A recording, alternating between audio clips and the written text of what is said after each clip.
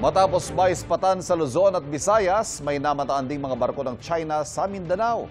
Kabilang dyan ang higanting Chinese Navy warship na may kasamang isa pang warship at oil tanker na namataan sa Sulu Sea, malapit sa Basilan.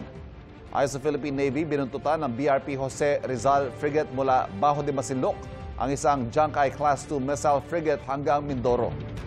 Doon ay may isa pang Chinese warship at oil tanker ang sumalubong. Mula Mindoro, naglayag ang 3 barko patungong Basilan. Habang palapit sa Mindanao, sinulubong sila ng eroplano at mga barko ng Pilipinas. Wala pa pahayag ang Chinese Embassy sa Maynila kaugnay nito. Ayon sa isang security analyst, lampas na sa 10-dash line ang ikinikilos ng mga barko ng China.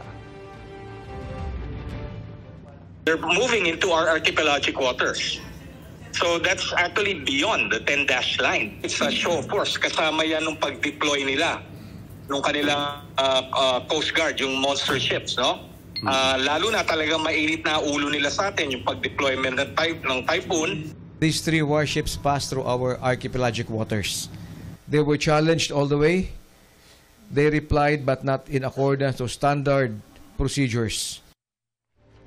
Kapuso, huwag magpapahuli sa latest news and updates. Mag-iuna ka sa balita at mag-subscribe sa YouTube channel ng GMA Integrated News.